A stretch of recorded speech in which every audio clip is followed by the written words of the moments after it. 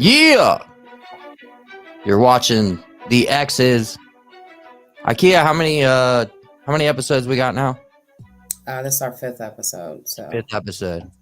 yep. All right, and our Bengals lost.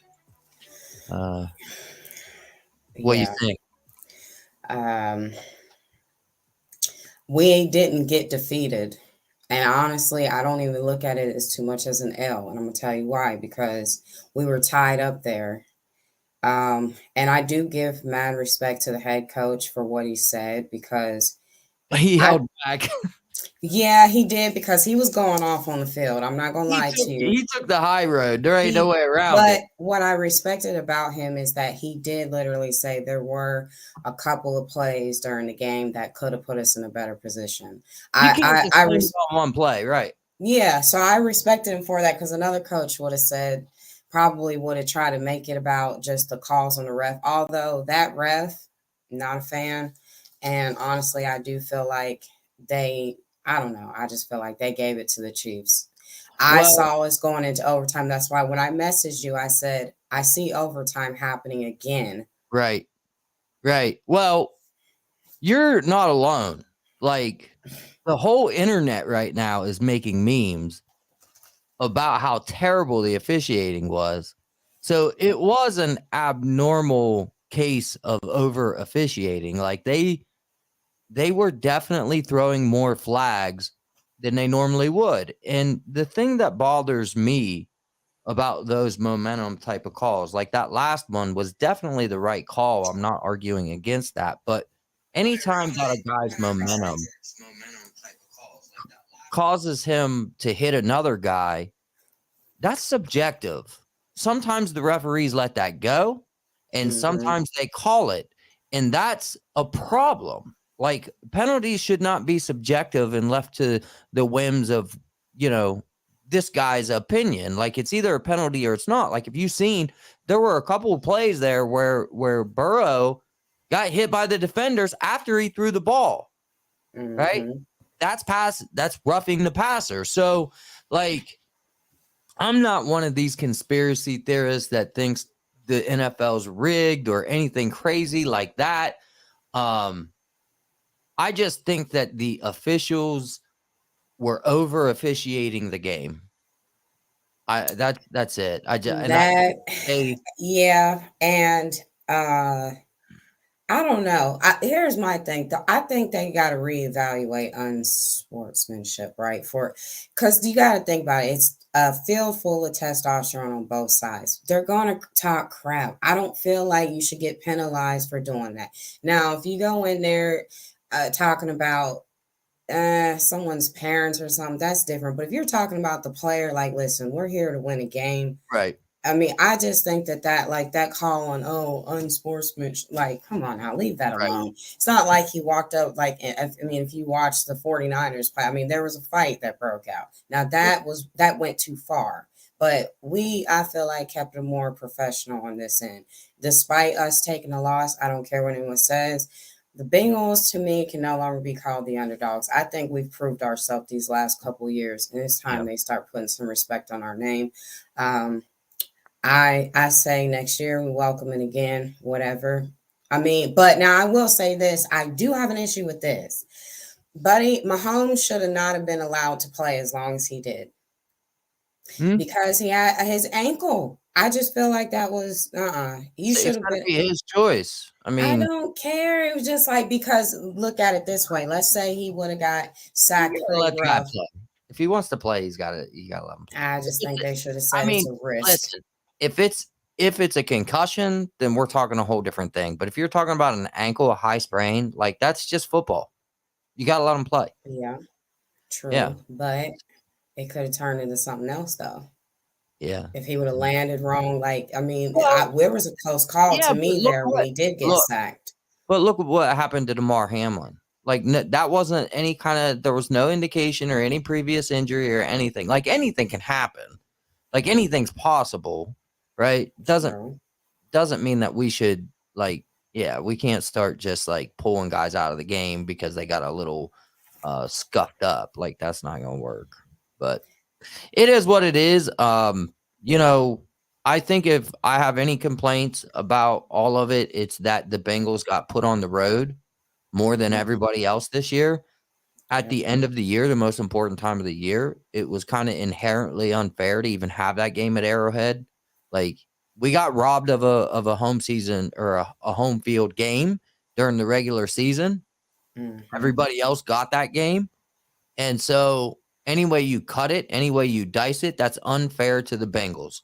So if I had any complaint, I'd say that that should have never been played at Arrowhead. And the I think that the officiating, it's time. This is evident that it is time to put an eye in the sky. The technology is there. We need to Mhm. stop relying on these bozos out there that need glasses to see. And you know, it's just ridiculous. Like the technology is there. We don't need to depend so much on subjective opinions of people that dress up in stripes. Stop Yep. it. And Put the eye in rewinding the the sky. clock when it was Not unnecessary. not saying that you don't still need officials. You do. But the technology's there to really play the game by the rules and make it more fair. And I think that's what we should do. So, the first topic that we're going to get into, aside from football, you have something else you want to say about the game? Oh, I was just going to mention the part about what's the guy's name? He was not Mahomes, the other guy that was up there when they won. What he said about the Cincinnati Oh, mayor. Kelsey? Yeah. Yes, like what was that about? Because I must have missed Oh something. yeah, the mayor of Cincinnati went off. He like declared he declared a special day in Cincinnati, and I forget what it was, but he basically went off like on an official Cincinnati declaration that we own Kansas City, so to speak. Hmm. And um yeah, just YouTube it. It's kind of funny. The mayor had it coming. To be honest with you, he was out of his lane, and I can understand being a fan of sports like everybody else. But come on, dude, you're the mayor. Like in my 9 to 5, I deal with mayors every day. I deal with county commissioners. And I could not imagine. I could not imagine if any of them took the liberty to do something like he did over sports. Like you're a government official, dude. Just stay in your lane. Really, what he did was embarrass the city as a whole because we didn't win. So it ended up getting shoved right back in our face. Right. So, all right. So we're going to get right into what I feel like is our most controversial topic tonight, stay-at-home dads. Let's check it out. Women are so thirsty for stay-at-home dads right now, and it makes sense. Women are working more and earning more, but also studies have found that dads actually enjoy being the stay-at-home parent more than moms do. Others, such as Time Magazine, warn against letting your husband be a stay-at-home dad. What if she gets hurt and can't work anymore? What if he leaves her and takes the kids and requests child support and alimony? All things that historically have not stopped men from taking that risk. But I'd argue that all of that is exponentially at a lower risk in this scenario, because did you know that only 20% of divorces are initiated by men? The numbers are seriously in her favor, because fathers are only even granted custody 18% of the time. When they are, the courts only award fathers 36% of the time. Of fathers who get custody, only 39% of them are awarded child support. When they are awarded child support, it's at only half the rate that men's is. And of fathers awarded child support, because no one likes to enforce it on mothers, only 33% of them end up ever seeing any. So the financial motivation for either of you to leave each other is actually pretty mitigated. Instead, I think that you'd find more of an appreciation for each other's roles and contributions. Plus, I honestly think men would have an easier time re-entering the workforce later. What do you think? Is it time to embrace the era of stay-at-home dads and working moms, or is this an affront to the laws of nature? Normalizing stay-at-home dads. All right, IKEA. What do you think? Stay-at-home dads, yes or no? Uh-uh. Men are builders in the community. If we start embracing stay-at-home dads, I think we'll increase the rate far more to the point where I think men will just want to leave the workforce altogether and find every reason in the book to sit at home or push their kid down the block in a wagon. I just think that men are the builders and leaders in the community. And I mean, it's by nature, that's what they're built for, to go out into the world and take on the world. Whereas women, I get, we fought for the right to enter the workforce. It is a little more tough. I mean, we still face many challenges working amongst men. But I just think that to me, it kind of emasculates the man if we start be like, you wear the apron and I'm gonna, go work in corporate and I'm Yeah. gonna bring I just yeah. Now I will say this though. If he's working from home, like if he works from the house because he has his career, he started a business, I'm all for that.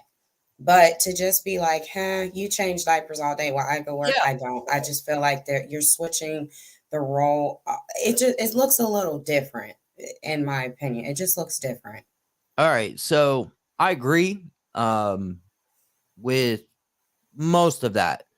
Um, I think what she does in that clip is overwhelms us with a bunch of stats that aren't relevant, really. She goes into this Mhm. whole spew about like Child support. divorce and child support and blah blah blah. And it's like, is that really even relevant to whether or not we should be normalizing stay-at-home dads, which is really what she's kind of advocating for. And you know, I'm a single dad. Big difference between a single dad and a stay-at-home dad. I would say probably where we disagree is the taking care of kids emasculates the male part, right? Like it's our job to take care of children too. Like the problem is not enough men are.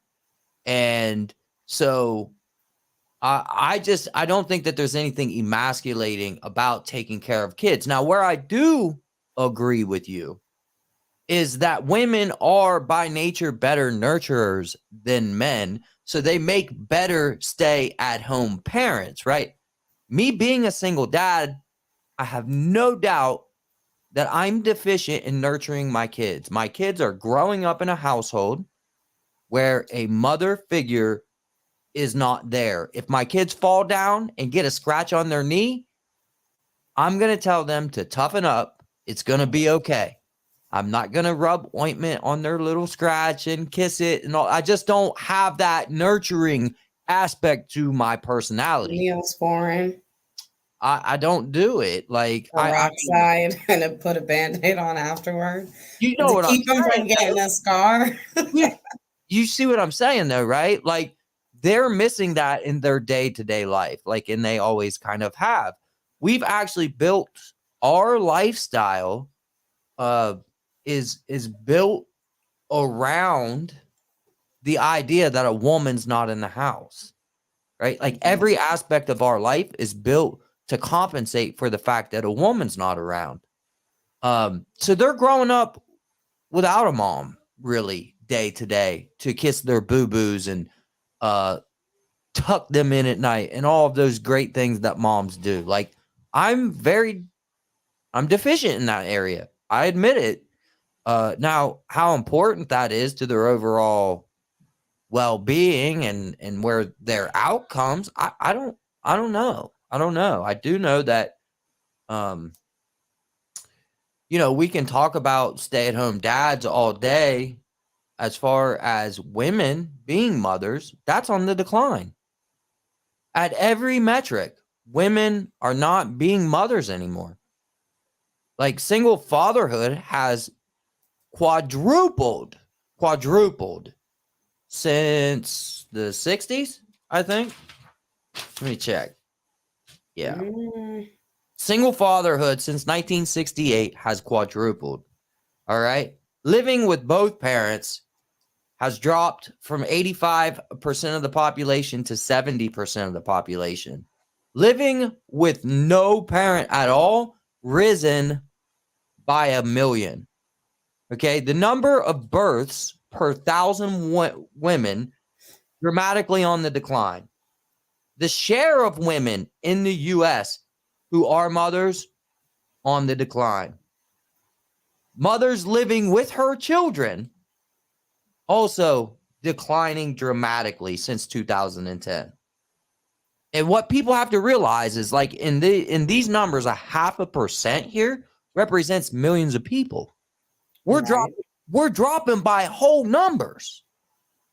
So I don't know. I mean, the drug epidemic is obviously a big factor here, but we can talk about the rise in stay-at-home dads and the rise in single fathers, who's to blame for these rises? I don't really think you really can blame it on like a particular side because everybody's circumstances and relationships are different that can lead to that, right? So, and like I said, whereas you also have shared parenting too in some of these cases where, I mean, because for instance, like if the kids didn't live with you, right, and they say they live with their mother, you still are a single dad, right? Because you're not married, you don't have a person that you're married to that's living in a home. So when they're with you, you're a single dad with them, right? And vice versa. But everybody's circumstances would be different to where I don't think that we really can find much to blame it on because everybody goes through different things and I we're not disagree. all experiencing the same situations. I disagree. The numbers, the statistics, and this is census.gov, this is the Atlantic. The numbers suggest, plain and simple, men are stepping up. Again, single fatherhood quadrupled, but they're stepping up But because there's a need. There is a need there's because always been a need for there's a fathers, void. though. Single fathers? No, there hasn't. Not necessarily. I'm Mothers, saying when you have a child, there's always a need for both yeah, parents. There's never been a not need. It's just in certain circumstances, one or the other may not have been doing what they were supposed to do. but Because irregardless of the male stats, when you look at the stats of mothers, irregardless of what men do, just looking at the numbers of women in motherhood is on the dramatic decline. So when motherhood's on the decline and single fatherhood's on the rise, it's not hard to put those two and two together, IKEA. It means women are abandoning their station. but at the end of the day, when we look at it though, it has also been the other way around because there has always been a high amount of single mothers across the nation. Way more than There single has. fathers. I agree. Exactly. So now if it's shifting, maybe it could possibly be too, is that okay, they just look at it. The women have to step up and pick up the slack where the man feels, well, I don't want to be here anymore, or I don't want to be with you anymore. Maybe it's switching. So things don't stay the same forever. I understand that. Now, do I agree with people abandoning their seed? Absolutely not. I don't. I never will because you made that child just as much as the other person did. Now, can I force two people that have a kid to stay together? Absolutely not, because it could be just as unhealthy as it is for a child to grow up missing that other parent. Because sometimes two parent homes are just as dysfunctional as a single parent. So, like I said, every circumstance is different and everybody has different experiences and reasonings for that to happen. Now, is it a good thing that it is on the rise? No. But to really pinpoint down the blame, like what it could be, we would have to explore several factors. We just would. I think the stats fairly lay out the point here. It To could bring it be, but I think they should to have bring it probably looked at it from different angles to determine it, why it could be like that. Because I get we can go and we can, get data, collect data on something, but certain things you have to look at it more than one way to determine why are these numbers that way, right? Why are we seeing a high number or a lesser number in this area, whereas this one it's this way? So, I I mean, think that like the to war find what the blame could be, because everybody, like I said, is not an addict of some sort. There are other things that play a role. We just don't know what that is. I think that the war on drugs has a huge impact on this. That's just my opinion. Um, I I take my personal situation. I look at all the other single fathers that I know. Hmm. That's the cause, right? So I'm just looking at the stats, and then also through my own experience, I'm putting the two to two together.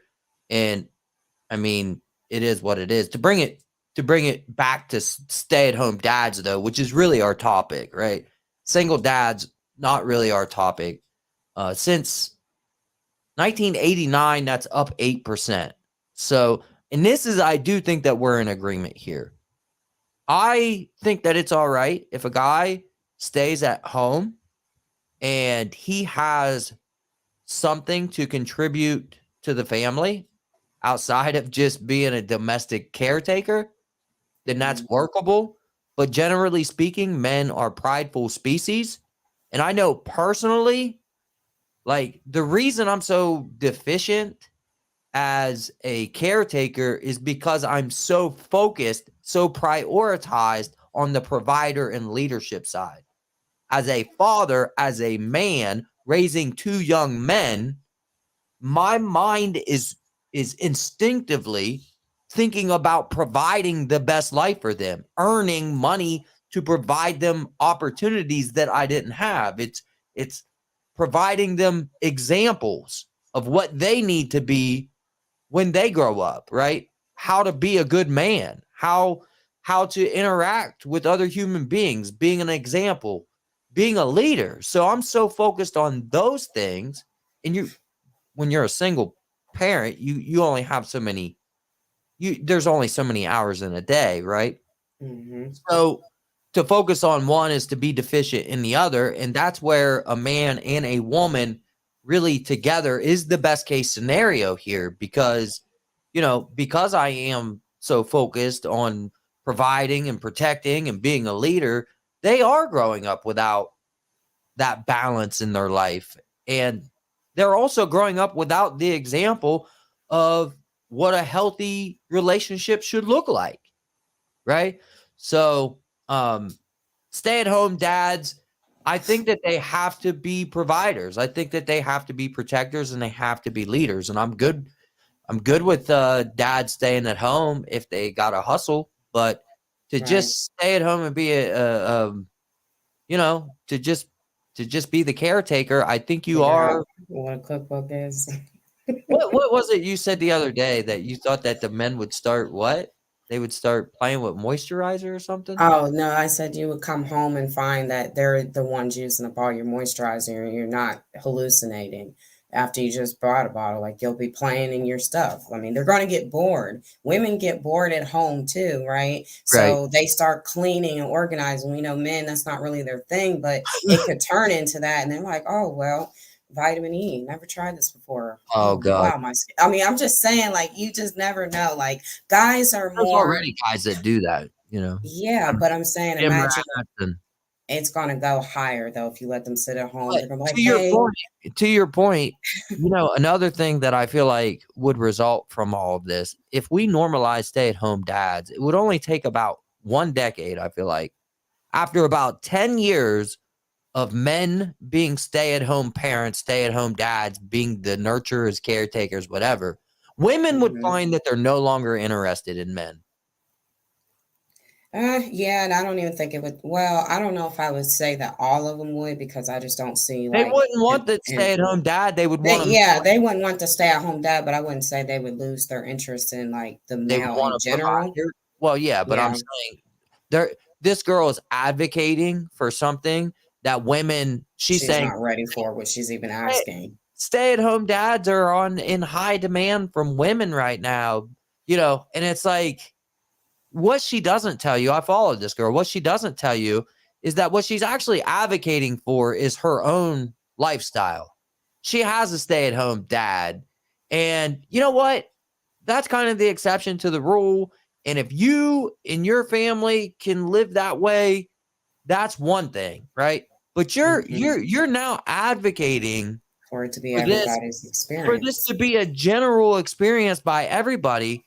And most women are not going to be interested in a man that Hmm. nurtures, and they want a provider, a leader, and a protector. They want testosterone. It's nature. It is an affront to the laws of nature.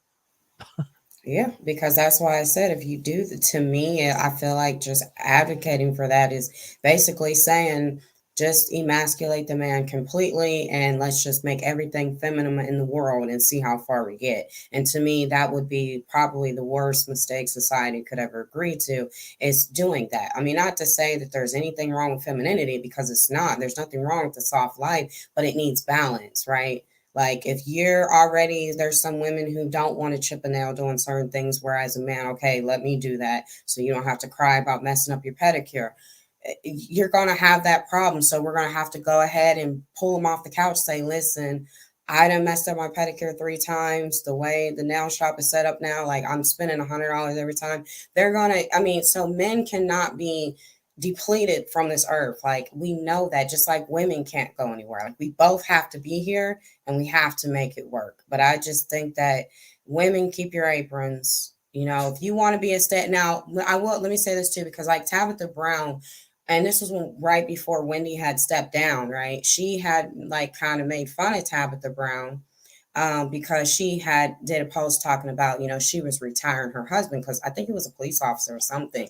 But their agreement was, you know, let support him and his career, like let him, you know, do Yeah. his thing until she got her stuff off the ground, and he supported her while he was doing. And so now that she's taken off and being, you know, become the breadwinner, she's told, you know, go on and turn the badge in, and I'm going to take care of us now. But they have been married for years, you know, and now they Right. have one child together. So it makes sense where he would be at home, but she does, you know, like vegan cooking. So it's not exactly like she's going out here and being a truck driver. You know what I mean? Like, Right. she's literally dealing with making vegan recipes and dealing with pots and pans. So it's not like, you know, she's literally going to be away from the house to where the nurturing side is going to be completely gone, to where the man has to find a way Right. to implement that. So, yeah, but that's my take on it. I just feel like men don't allow women to emasculate you like that.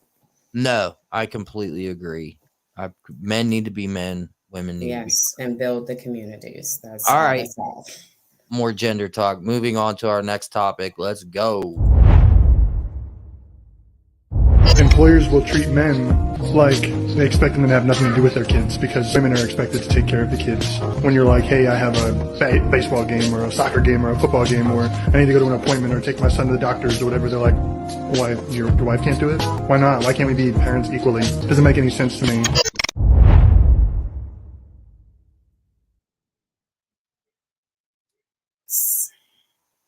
What do you feel like they do? Do employers have double standards? That hasn't been my experience personally, but I think that my experience is not relative to a general experience, right? All of the employers that I've had know that I'm a single father, and so they've worked with me based on that. If I had to assume, if there was a woman in the house, would it be different? I think so. Yeah.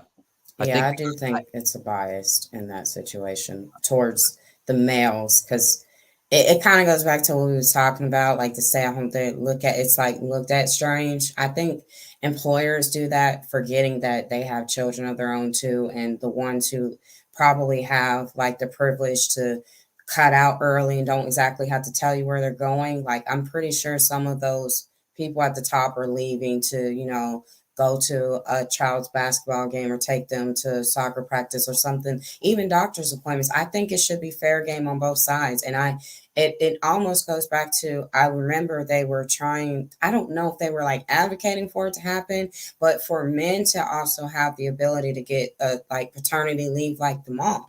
And I agree with that, because 6 weeks isn't long, right? But I do think that fathers should get that implemented, where, yes, if you have like something with your child that pertains to their overall health or something, or if the school calls you need to go, I think they should be open to that, because this is America. We're supposed to have families. That's what they've told us even since we were little. So what do you expect? even recreational stuff, football Right. game. Like, yeah, Like, like what? so, you know, these are conversations that I sit in on and have meetings about all the time.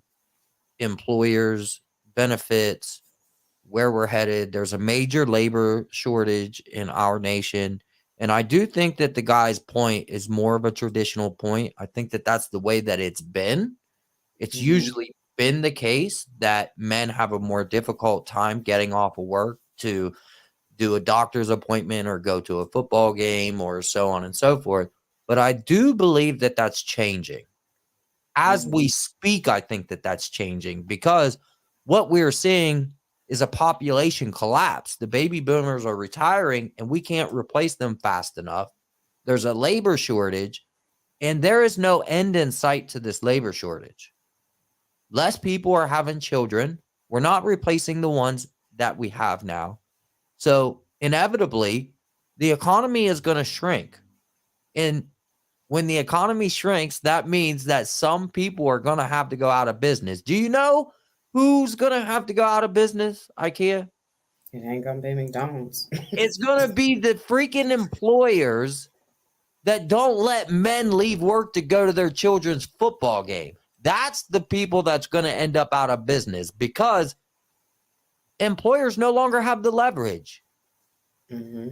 Right? And this whole idea of the robots are going to replace us, just forget about that. Right?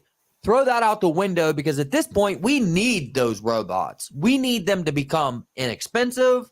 We need them to become more accessible and cheap to employers so that we can continue to have the products that we want at the prices that we want them.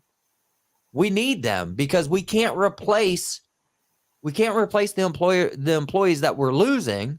And so automation is actually coming at the right time. We need it.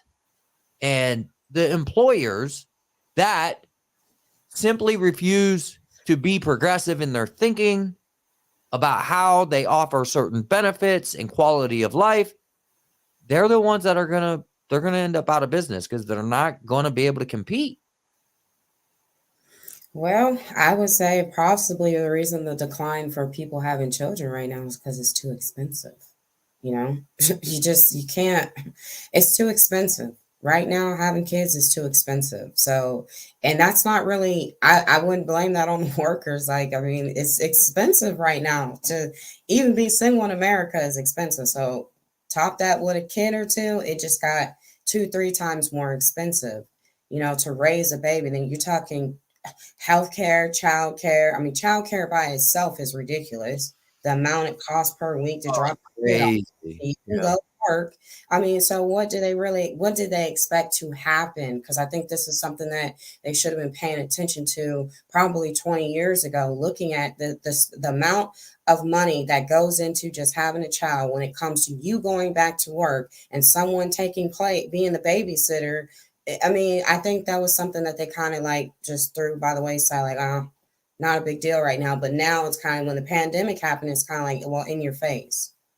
Here it Yeah. is, Yeah. So, yeah. Well, employers are going to have to increasingly come up with creative ways to improve their employees' quality of life. We've talked about like even pet insurance. Like Yeah, it's some expensive people too. some people are so in love with their pets. I mean, some people can't have children. Or like you said, they choose not to have children. So, believe it or not, the pets that they have, they very much love them as if they're their children. And so offering pet insurance is something that has been discussed, seriously discussed, as a way to offer a neat sort of incentive benefit to get people to apply for a job. And it's those kind of things. Employers are going to have to start thinking about the quality of life of the people that they employ. It's plain and simple. There's no other way around it. So I agree with the guy that traditionally speaking, men have probably had a harder time getting off of work to do this or that. That hasn't been my experience. It's Mhm. crazy, but I did the math. And I want to say the last 7 bosses that I have had have all been Mhm. women. Every one of them. I mean, I guess it's by coincidence? Or are women really elevating themselves in the world nowadays in management level positions, right? Both. And I think that seeing women rise to those management level positions, that will help us become better at the way that we treat our employees, because women tend to be more empathetic and more understanding. Mhm. And so these things are just, again, employers are going to have to get with the program here. They're just not going to be able to You compete. know what I think they need to do too is they need to like offer like even I don't know, like how I heard if you work for Nike, like they have a gym at the place, right? And you're allowed to literally get up and whatever time while you're there and go and work out. Like even that, because the jobs that require you to sit for a long time, that's unhealthy for the body, right? You're doing this 5 days a week. You can get blood clots just sitting still. So that like the gym, I think that was a good idea because you're getting your blood moving. You're not just sitting still, but the sit down jobs cause us to gain weight, and we may not have time when we get off at 6 p.m. to go to the gym. And then we got kids and we got to cook, get them ready, check homework, then they go to bed. And then we got to go to bed and we're back up doing it again. So that's another reason why like America's obese. Like I don't think we get incentivized with even gym memberships. Well, I think that's something they could do. we're bringing manufacturing back. Hopefully that helps. But, something that I think that we're going to see more of too, employers are going to be creative about childcare. We talk about the expense. Deidre saying she would have had another child if she could afford it, right? I'm imagining a future where not only is childcare sort of cheaper, but it's more easily accessible too. I know at the college that I went to, they had a on-site daycare that parents could take their kids to, drop them off, so on and so forth. Wasn't available to the students, unfortunately, but we're gonna have to figure this childcare thing out. We really are. It's a tough thing for employers to wrap their head around, and I know again because my job is having these discussions. The childcare thing is something that gets brought up, but it's such a large issue that we have other what we feel like are more pressing issues to address. But it's coming. It's coming. And you know something? I think that a lot of like these corporations should implement childcare right on site because I think it'll help parents to feel, more comfortable with daycare because there are some parents literally daycare is not an option because you just don't really know who your child is in the care of it. Like, yeah, it's painted well and nicely and there's toys and all this, but I mean, we've heard some bad stories even with daycare, but imagine if you hired employees to be daycare workers to work for your company that cared for your coworkers' children. Right. You could build relationships with these people rather than just dropping off the kid and handing over a check every week or however they're going to go about paying for it. And then you're back out the door. I think that would be a great idea. And it probably over time, I think they can find a way to keep it inexpensive. Well, or make it an incentive to you having a job with free daycare. Like we cut down your pay just a little bit. Well, exactly. There it is. So think about this. Say we have a manufacturing plant that is going up a new one because they're bringing these jobs back. And now we have to retrain Americans how to be manufacturers again. So what if these places did build in daycares to them? Imagine the number of applicants that they would get to come and work there, even if they paid less than the competitors, right? So they have a daycare, but they pay a couple dollars less than the guys down the road. Who do you think is going to get the most applications? Right? Well, because it's taking a big expense off of them. Like literally, some people are paying, like I said, $800, $950 a week for daycare. That adds up. I mean, the 1 week worth of daycare is like somebody's rent right now. Yep. So imagine the stress you could take off of them to say, this is no longer an expense. As long as I'm working for this company and my child needs someone to look after them, even an after school thing, maybe like a latchkey or something, like they keep it in the back where it doesn't distract the important stuff. There's like a back door that leads straight to that area. And I mean, there's cameras, you have access to it on your smartphone where you can pop in, like it can be done. It's just the you could go on your lunch breaks, on your work, your lunch breaks. You could go see them. There's actually an example out there of I forget, it's either Honda or Yamaha. Can't remember. It was one of the Japanese car manufacturers built a shift around the school schedule locally. So they were having a hard time getting applicants. And so they had to redesign the way that they manufacture their parts, right? Because of the schedule setup, but they figured it out. So they figured out how to run a like 8:30 to 1:30 shift, like a 5 or 6 hour shift that allowed parents locally to go drop their kids off at school, go to work, and then get off right in time to go pick their kids up, pick them up, and then have the rest of the evening with them. And this is what I'm saying. This is the future. You're going to see shorter shifts, higher quality of life. Life is going to get better for the employees. So I think employers that are thinking progressively about this are the ones that are going to win, and the ones that aren't, they're going to be sacrificial lambs to the economy. Except for McDonald's. I'm going to keep saying that. That's going to be fully automated. Guaranteed. Right. That's why I said except for McDonald's. There'll be one person that runs an 8-hour shift, and that's it. Well, the one in Texas, there is no one there. There'll be an engineer, like a robotic engineer or something, that runs one shift or is on call, and that'll be it. It'll just. Lucky for you, huh? But I will say this though, because I did see someone put that in the comments about the video, the first automation McDonald's. And someone said, but I bet you the ice cream machine is still broke.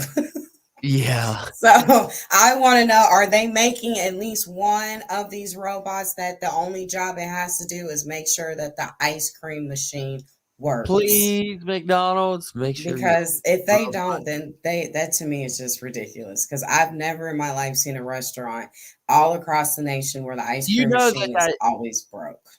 You do know that was like. I know, but still, part, like that they did that to make money, that they purposely. Well, they should have got sued for that. So, all right, moving on.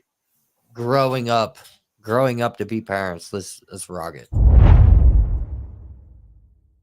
Some people will tell you that the moment they laid eyes on their bundle of joy, they stopped their addiction, started working, became sober, and changed their life completely around. But that doesn't ring true for everybody. Making a conscious decision to pour positively into yourself so that you can pour positively into your children is just that, a choice. So before we go around saying that a baby will change a person, you have to understand that the will to want to change who you are, what you do, and how you cope with things has to be there. Not everybody has that will. Not everybody makes that choice. Some people are criminals and parents. Some people are murderers and parents.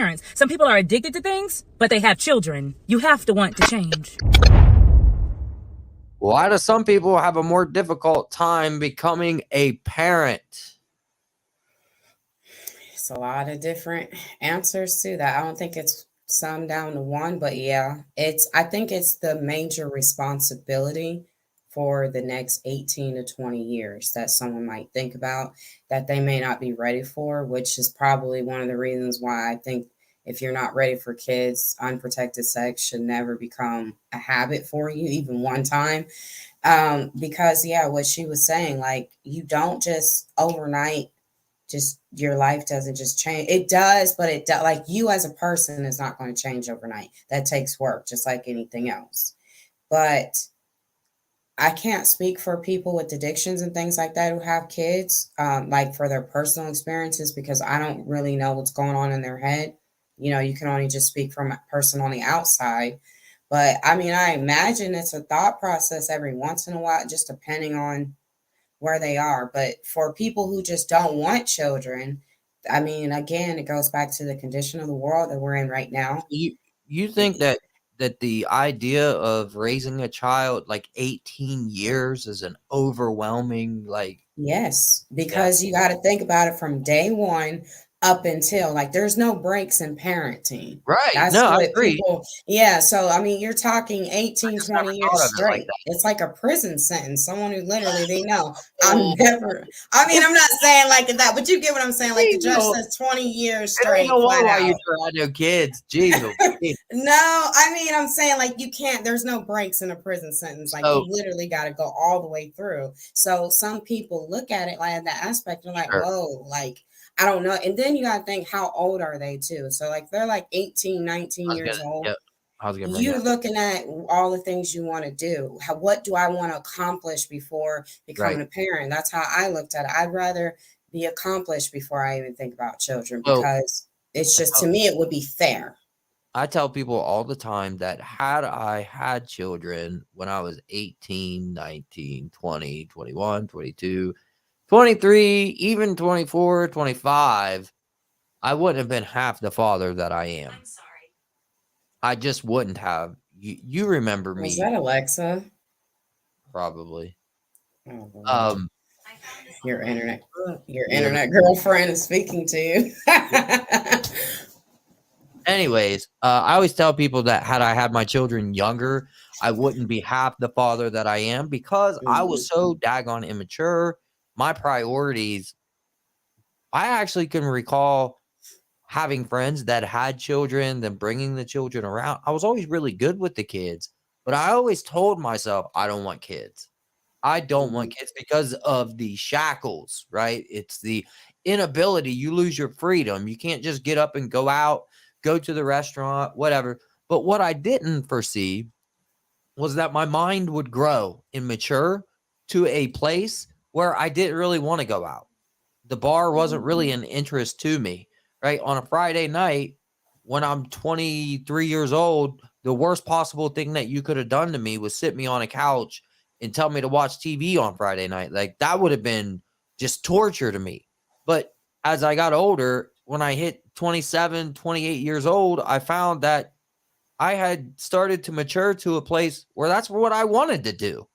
Right. And so this goes back to that emotional intelligence conversation that we have frequently on here, where, people are having children before their minds are mature enough to understand the gravity of parenthood, right? They barely understand how to take care of themselves. So, of course, they're not ready to take care of another human being, but they get thrust into it and they take their licks and they learn. But I'll tell you, being a parent is one of the most rewarding things ever. And I never understood it.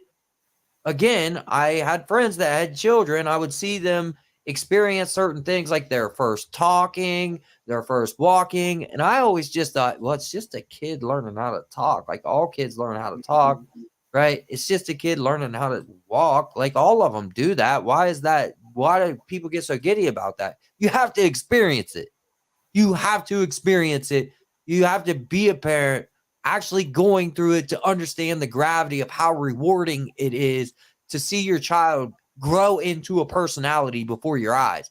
When they're first born, they're just these little personalityless, completely dependent beings. But as they get older, they start to do things that, they become a person, they become a personality. And that's what makes it so exciting. That's what makes it it's their first giggle, their first smile, they're becoming a human being. And it's just so rewarding. So just to clarify, it's not a prison sentence, y'all. It's Not literal, but I mean, look at it like you have to do it straight through, no breaks. The only thing I know that you have to do straight through, no breaks, is prison time. So that's just why I said it. But you get what I mean. You got to go straight through. And I think, yes, you got to. I think it's important that be in a place in your mind where you're ready to take on that challenge, because I get social media, sometimes they dress up parenthood. They think it's, oh, we're about to walk on a bundle of joy and, oh, look at these cute outfits. It's more than just outfits and taking pictures. Like the kid is going to whine, they're going to get an ear infection, they're going to get a toothache, they're going to teeth, all that stuff. You have to go through all of that, and sometimes being a parent, it's overwhelming, but you still can't get a break from it. You still have to do it. So I Right. do think it's important for you to be in the right mental space to deal with that. And then not to only I think of that, agree. but also think of the woman. She could possibly get, postpartum. And if you're with her, you'll have to deal with the effects of that and be, a support shoulder for her, even though as a guy, like they won't understand it. But there's those things come with being, it's more than just popping the baby out. It's Right. like, look how cute, so. Well, I want to touch on the mental space thing, having to be in the right mental space. I love that because this does play into addiction as well, right? Like when you are addicted to something, you're not in the right mental space to be a parent. And to speak to what that girl was saying, right? Not everybody's ready to change their whole life around and become a parent. Personally, I happen to be at an age where I was maturing. And when I had children, they were that thing that I needed, that push over the edge, right? To get my life together. They were the thing that really motivated me to want to be a better person. Not everybody is going to experience that at that particular time in their life. It's not all going to fit together for them that way. I don't think that it means that you love your children any less, though. I want to make that clear. I think that people see people that have issues, mental health, addiction, so on and so forth. They see them struggling with this, not prioritizing their children, and they think that that's an indication that they love their children less than people that do prioritize and get their stuff together. And I just don't think that that's the case. I think that they're not ready yet to change their life around. The addiction, that moment in time where they're at right now, they're just not in a place where they're ready to get their stuff together. And it's unfortunate for the kids. It ends in a lot of bad situations, but addiction can also just grab some people a lot harder than it grabs other people. So that's another thing that's at play here, right? It's like, yeah, you might have an sort of an addictive personality, right? But an addictive personality versus like somebody that has generational, genetically predisposed addiction in their family, where literally every human being that they know and grew up around is an addict, that's a lot different. Trying to get them to a mental space when they have no social life, no family, no nothing that's outside of that lifestyle. That doesn't mean that they don't love their kids, though. Deidre says there's a huge issue with parents not educating their children with safe sex. She goes on to say, teens are going to have sex. Educate them so they can mature before becoming parents. I agree with that. I agree with that completely. I think, playing to what you're saying here, Deidre, our minds develop a lot later than our bodies. And this is why we have this issue. Our bodies develop, we hit puberty, and our hormones just go into crazy mode, and our bodies tell us, have sex. Our minds aren't ready for the consequences of that, though. It takes a whole freaking decade, literally a whole decade, if not more, for our brains to actually catch up with our actual physical hormones. And so, as parents, as adults, our number one mission should always be to prepare children for the future, because that's what separates an adult from a child. Understanding the future, understanding your decisions now and how they impact your future. And yeah, sex is a part of that conversation. We always, career, sex, all of it. You have to prepare your kids to understand that everything they do has a consequence. Not just today, not just tomorrow, for the foreseeable future. Okay?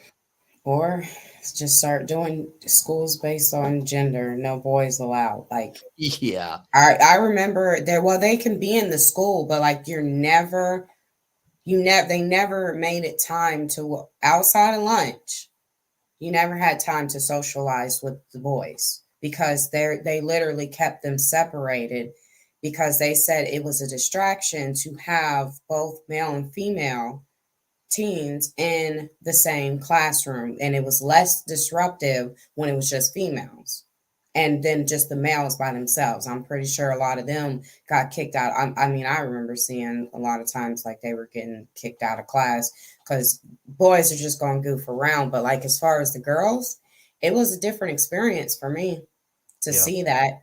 I mean, but it wasn't something I was used to. I think if I would have started out in elementary school that way, like no boys in the classroom, just the girls, I think by the time I would have got to that point, it wouldn't have bothered me, because like, don't you that's think just that what that it may was. hamper their social skills? Communication. Yeah, their Well, social. that's what their summer vacation is for. That's what the summer vacation is for. See you at the park, buddy. We only got like 6 weeks till school break is over. I mean, starts. We can see each other at the city pool, like. But Yeah. I think school should be focused on I mean, education. I kind of feel like Yes, make friends, I feel but like not sex. I think Catholic schools are kind of already do this sort of Yeah, thing, and they. the results are often the the radical side of the spectrum. As soon as the children get freedom, right, they become so crazed about the opposite sex that as soon as they sniff a bit of freedom, they end up knocked up or knocking someone up. That's like a preacher's kid. A lot of PKs end Right. up doing that. They go fly off the handle. And the reason why is because most people who grow up as a preacher's kid, like it's almost like when they talk about sex, it's like they're saying in a sense, if you do it, you become shunned to the point where they get so polluted in their mind about it's so bad, like it's such a sin. When they finally can get away and they see like, oh my goodness, like I don't have anyone throwing a scripture at me, they run head over heels. I think they need to take a step back. Sex is not a bad thing. It can become a bad experience Yeah. based on who you do it with and how smart you are about going, because everybody is not practicing safe sex. So we should talk about it, yes, because now you got kids who are I mean, they're hitting puberty earlier and earlier now, it seems like, especially the girls. Like it's Yeah. literally happening early. So I think, look, start talking about it, telling them, what is what. And yes, it is a mature thing. We do prefer marriage if you can get there, but most people don't. But I think you got to tell them the pros and the cons. Like you can't just say it one way, don't have sex so you Yeah. don't get no one Right. knocked up. It's No, not I working. agree. You never did. Yeah, you again, it goes back to that thing where you really have to think Mhm. in terms of preparing them for the future. And I can't reiterate that enough. Kids cannot That's what separates adults from children, and teenagers are still children because they do not understand consequences. They don't. And so as parents, it is so, and adults in general, just adults that deal with young people, Mhm. you have to always be pounding that into their head. What you do now impacts your life later. You're not always going to be 16 years old. One day you're going to be 25. One day you're going to be 30. And what you do right now is going to determine what your life looks like when you are 25 and when you are 30. So, all right, we're Mhm. going to encourage y'all to comment, please, if you're watching and you want to join this conversation, do like Deidre and hit us up with some comments. Moving on, this is the fun conversation here. All right, let's go.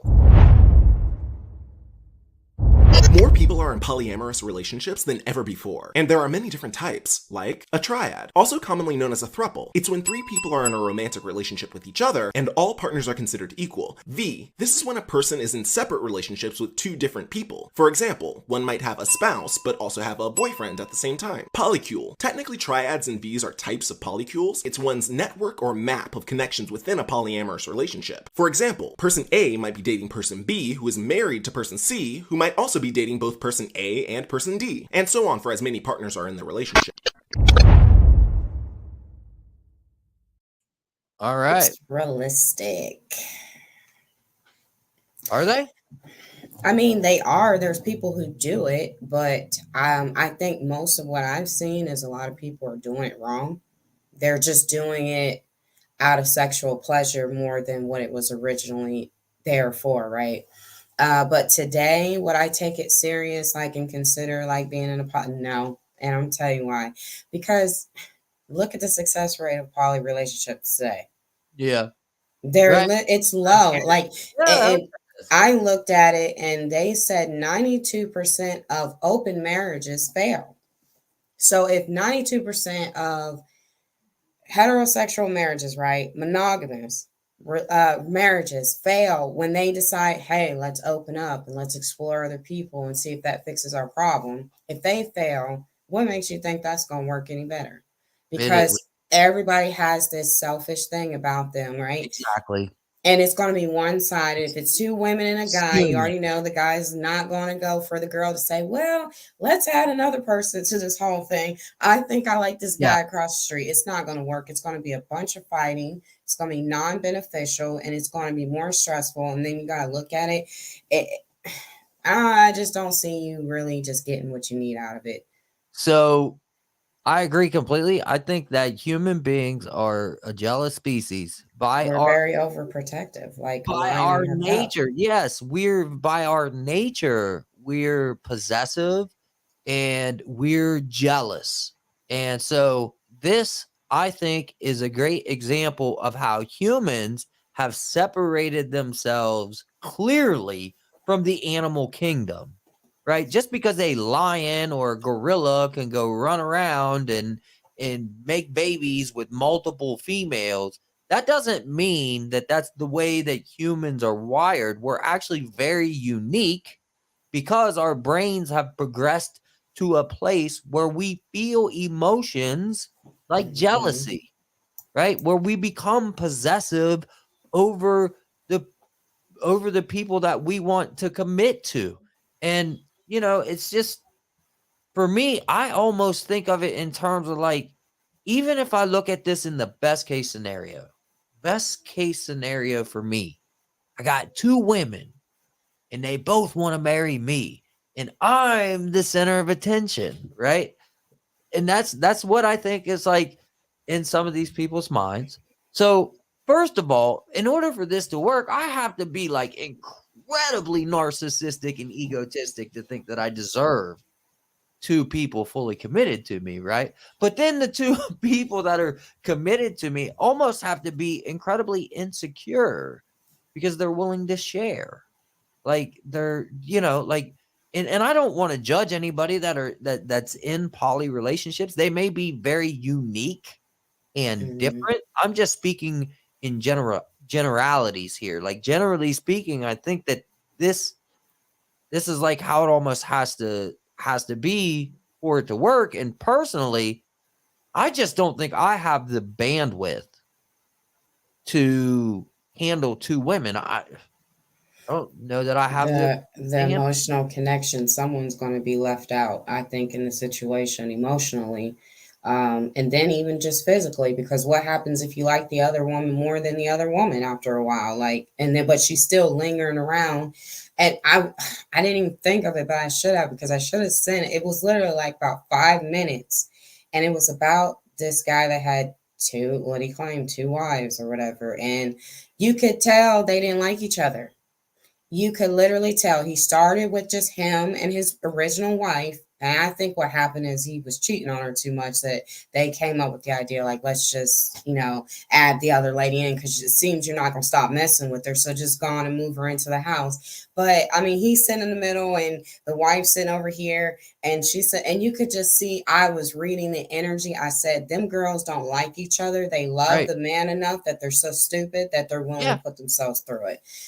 Not me. I'm Have you ever sorry. watched like the shows that are out there about the Mormon couples, and like there's reality shows out there that I follow these. remember, was it Sister Wives or something like that used to be Yeah, on something like TLC? that. I've caught I in some couldn't of get that, into it.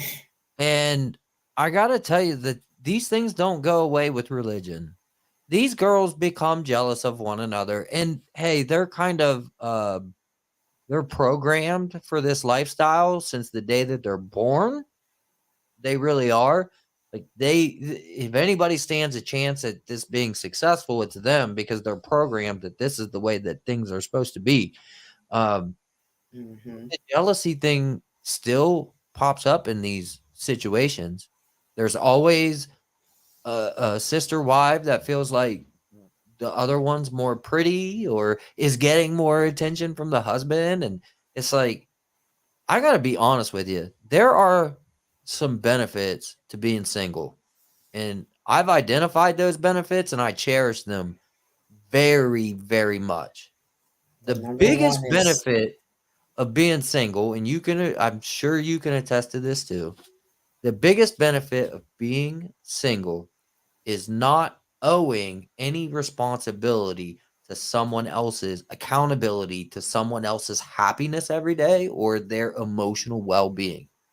I don't have to wake up and worry about whether this girl is happy or not, or this person is happy or not. All I have to do is make sure I'm happy and my boys are happy. And if I've done that, then I've succeeded today.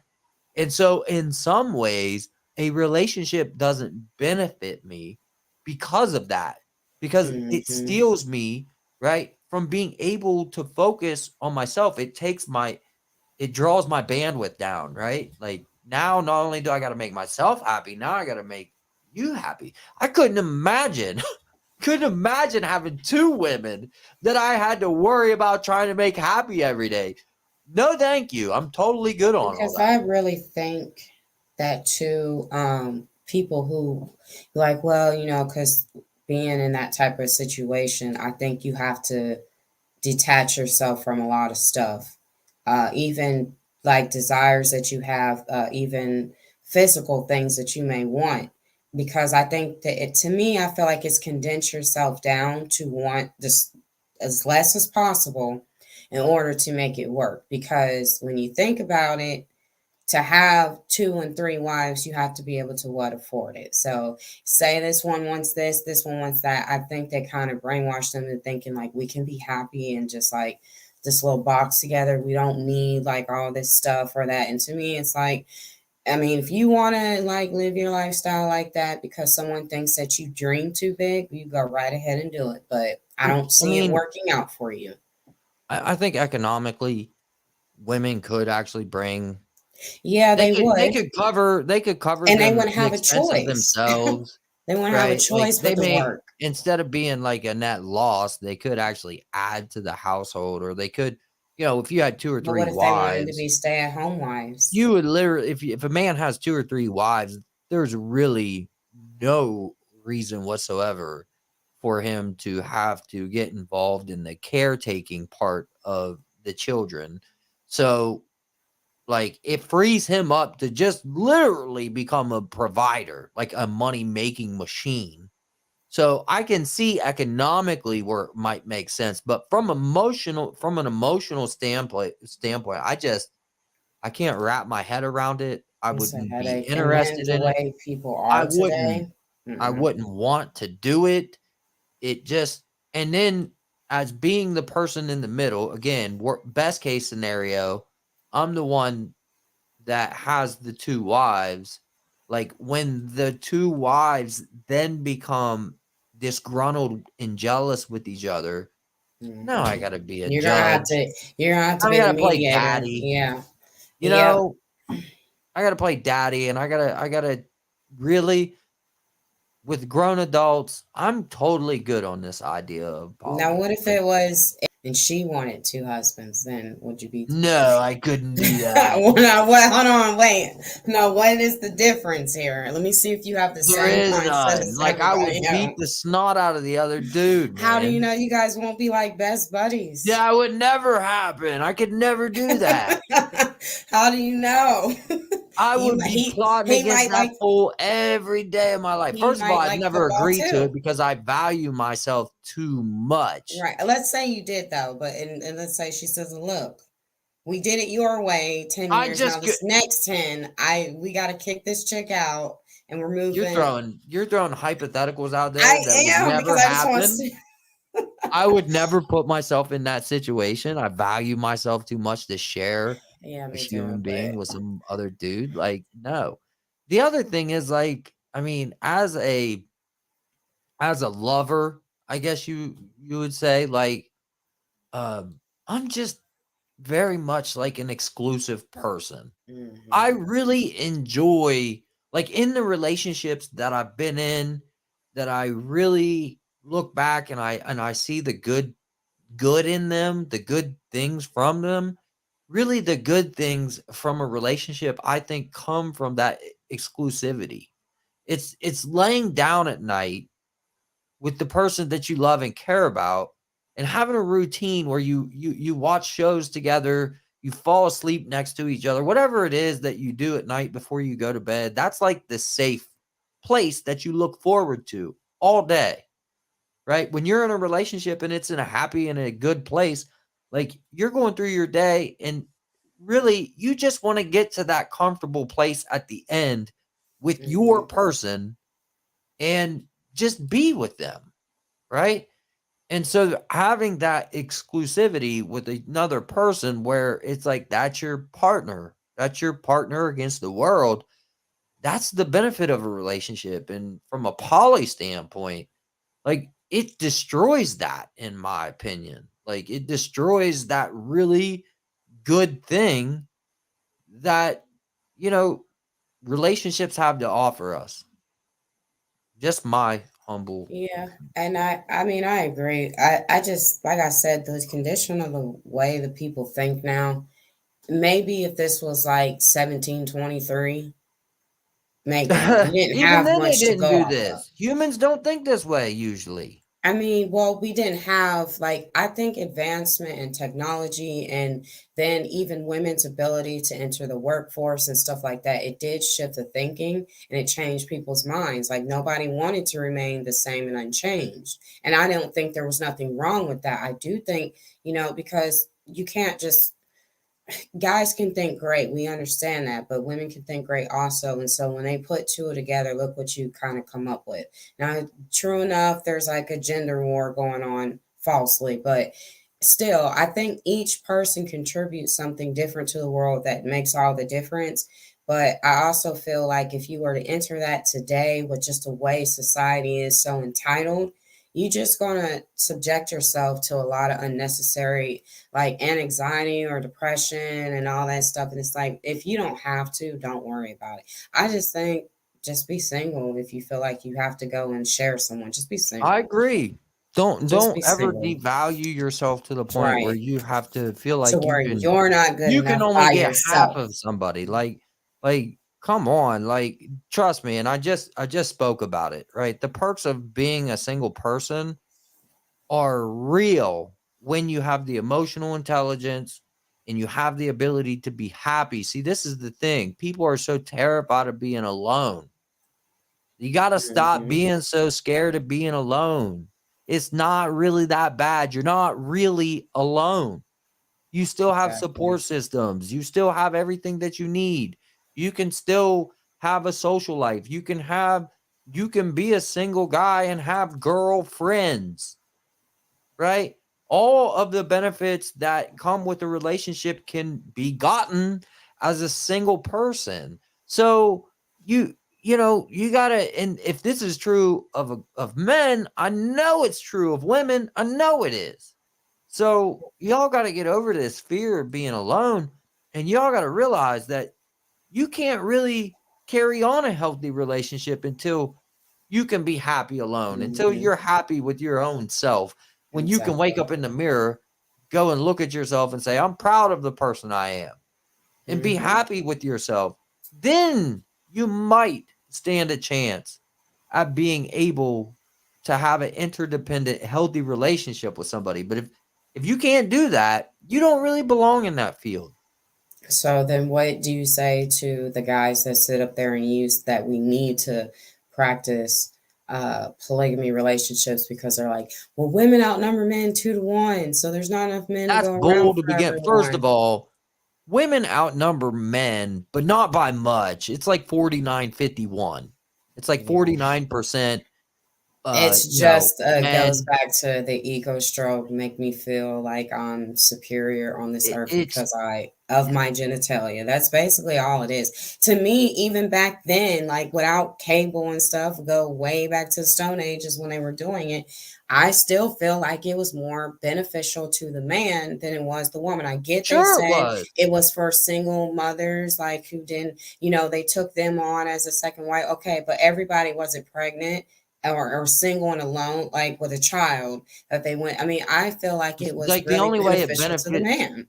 the only way it really benefits a woman is you have to brainwash the woman into believing that she is not capable of caring for her own children alone.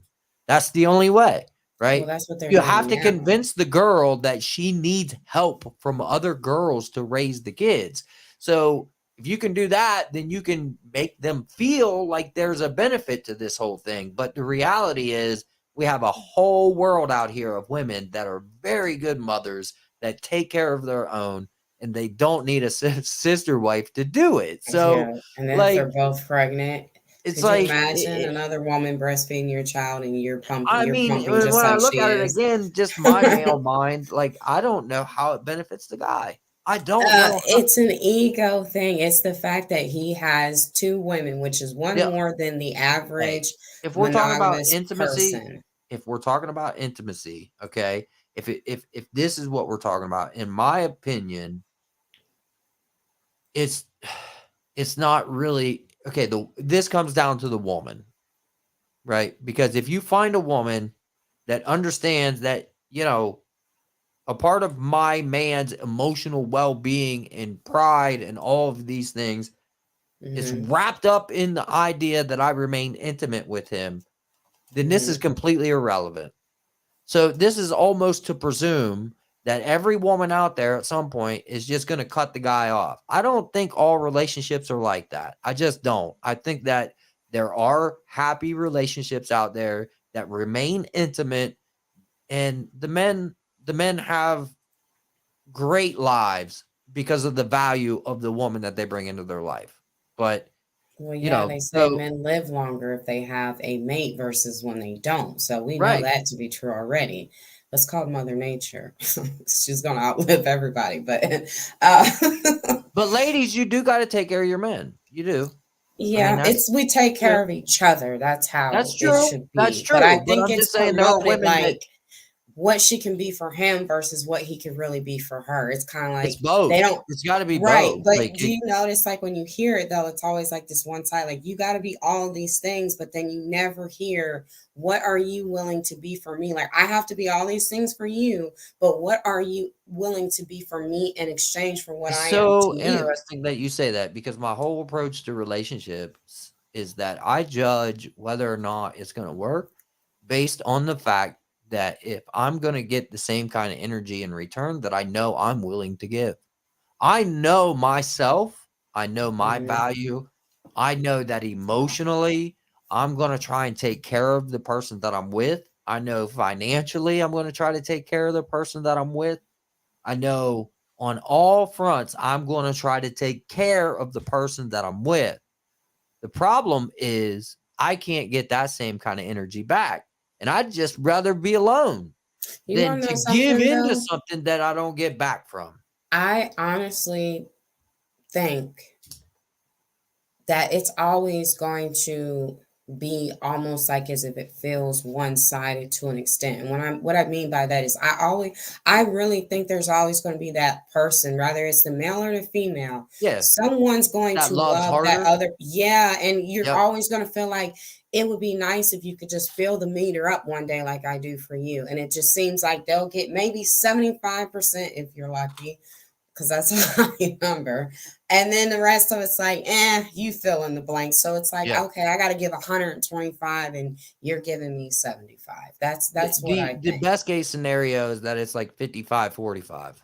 That's the best case scenario. But you're Who's the right. 55? Somebody's always going to love the other a little more. That's a natural thing. There's nothing wrong with that. Once you know that that's the case as a couple, you can actually work around it. You just acknowledge the elephant in the room, right? And you compensate for it through communication. It's Yeah, not that big of unless a they're a deal. bad communicator, because some people literally you can tell them how you feel, what you feel you're not getting, what you're asking for, and it's like you're speaking Spanish or something. They don't understand. No matter, you can have the conversation 100. At that point, it's like you just don't want to get it because you don't want to get it. And I'm seeing that because after I explain it to you twice, I'm not doing it three times. I'm sorry. I Yeah. will do it once to let you acknowledge it, and I'm going to give that a little time because I don't expect overnight. The second time I bring it up, you best believe that's the last time. We're not going to get to three times. I think you waste your time going past two. You heard me the first time. The second time, I reiterated myself. Yeah. So You that's sound like you're I confirmation. just I think you're still disgruntled because you were the 45. and I was the 50, or no, I was the 45. You were the No, 55. I was the 50. Yeah, I was the 55. I was about to say I was the 55. Hold on now. I thought you were trying to like I was the lowball me here. 45. You were the 55. Yeah, No because I doubt think about it. and you know how I think sometimes you stayed on the 45 was with that History Channel. Oh my gosh, that definitely dropped it down. And I'll tell you what, too, there were some days I would hope for the Bengals to lose on purpose. And the days that they would on those Sundays, because I wanted to You just watch wanted me to be something. mad? No, I wanted them to lose on stream. I didn't feel like sitting and watching it at that particular time. So I would be Oh, sitting there watching, like, I hope they lose. Literally, I hope they lose. Or I hope by halftime they're losing so bad to the point where you get up and say I you're give going up? somewhere else to Yeah. watch the game. So I was like, thank you. Yeah. Here's the remote. Change that real quick. Literally, I mean, that's petty, but I'm just saying, like, it was Oh, just like God. on those terms. But yeah. But no, seriously, I think that I could probably say it's probably so. I understand exactly what you mean when you say that, and that's why I said don't go past 2 times. There's no need for a third time. You heard me the first time. Usually, people hear you the first time, and they're either going to choose to acknowledge that Right. they heard you by taking in consideration of your feelings. So if you have to remind them the second time is the last final warning shot. Like Yeah, there is no if they're others. just ignoring you, then it's just Yeah, and I they're not think that's what respecting what most you're saying. people they're showing you what they're not willing to do, and you just have But to you know, accept it. the beauty of life is that we all grow and that we all learn and mature. Most, I can't say all, but a lot of people do. Mhm. And as a person, I've definitely grew. And I think that, you know, as far as relationships are concerned, you're going to make your mistakes. You're going to learn from them, and you're going to be a better person as a result of them. Yeah, because you want to know You something should that would try. have been something though. Like, could you imagine, like, if we would have got married, right? Do you know what the vows would have started out at? It all started with a song, or I used to couldn't stand you. I'm not even kidding because it literally that's how it did. It all started with a song to where it started. I didn't like you, but yeah, I mean, but Didn't look like how me, but I have a way of yeah. doing that What to did she people. say?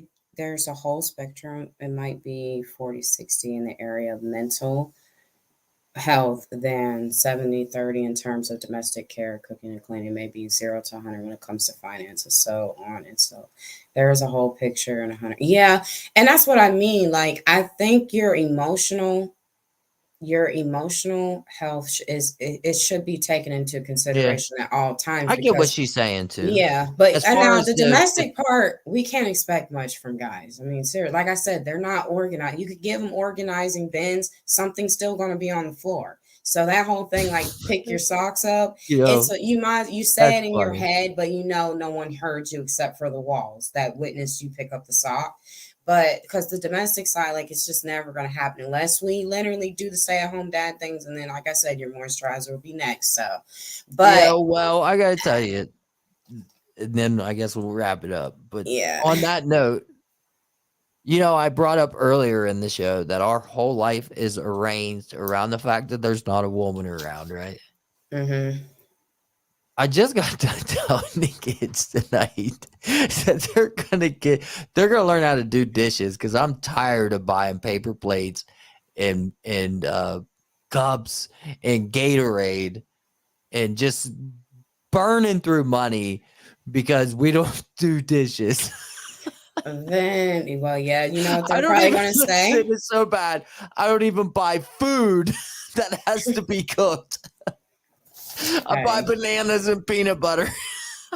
but that is food, though. We don't need no woman around here. We're good.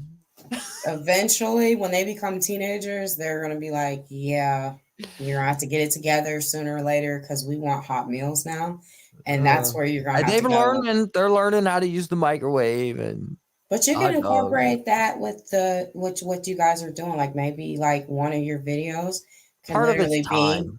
yeah, like would literally be okay. You can go find like a good cookbook or get a recommendation, or even like your aunt get like one of her recipes, and that could be something you guys could do together. Yeah. Learn, see if you can replicate It's it. so much easier said than done. There's only so many hours in a day. You have to realize by the time that I get them, it's usually 5:30, 6 o'clock at night. They've had not only did they have a full day of school, but they also have an after school camp that they go to, and they wear the heck out of those kids at that camp. So these kids have basically worked a full-time job type of hourly day by the time that I get them. I have too, right? And then in addition, like the job that I do have, mind you, like it's not a clock in, clock out job. It's a lifestyle type job. Like it's a career type job. So I work in the evenings too. So, and then we do this kind of stuff, and we do the best that we can. And I gotta say, we do okay. Like, I mean, yeah, we're deficient in areas. I admit that. I'm not the best nurturer in the world. Like I'm not. Um, so that's unfortunate. I'm not the best cooker in the world, right? I'm not the best cleaner in the world. I'm not. But you know what? They have clean clothes every day. Every day they got clean clothes. They have everything that they could need. They have food in their stomach. They have clean clothes. They're taken care of. And is it perfect? Definitely not. Could it be better? Definitely. But we do the best that we can. And I don't That's all think anyone that's could really ever terrible. ask. I So, don't think I it's mean, terrible. it's better than some kids. Like I said, some kids are only eating when they go to school. So, Well, and the other thing is, and this plays into me being single, okay? My kids in my house are the most important thing every day, and they daggone it, they know it. They know that they're the most important thing in this house, and that's important to me. I don't ever want them to live in a house where they feel like they're not the most important thing in that house. hmm Right. And they do. They have that for me. And I'm not Mr. Lovey Dovey and give you a kiss goodnight, whatever. I don't do that. Do you s- have the star thingy, the star chart, the what? and the star chart on the refrigerator? No, we don't do nothing like that. But The gold I do tell them I stars. love them, and I do from time to time give them a hug and whatever, you know. But we're three. It's exactly like you would imagine.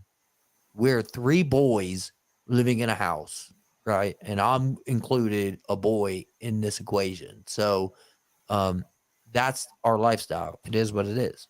It's not terrible though, and we do okay.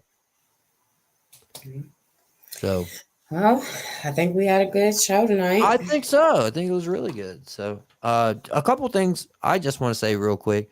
If y'all watch this show and you enjoy it, please share it with your friends. Yes, please, I'm and not thank real you. big on like begging people to share things. I feel like that's your own prerogative. If you enjoy it, then you'll share it. But me and IKEA want to grow this platform into something bigger than it is now. And so if you do enjoy coming and watching this, share it with your friends, tell your friends about it. If you learn something from it, talk about it at work, whatever. Follow on all the platforms. We're on all of them. It's at the X's Show, TikTok, Twitter. No, not Twitter. TikTok, Twitch, Instagram, You too. all of that. You can subscribe on YouTube, Spotify, and Yeah. Apple. If you Mhm. miss our live every week, we put it up on Spotify and Apple for you to listen to. So you can check it out that way. And don't be afraid to hit that number that we run across the screen there. We'd like to have you guys participate in this in a vocal way.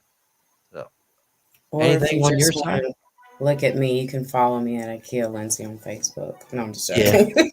I'm just kidding, y'all. I'll see My y'all ad's next right week. there. So I'm just kidding.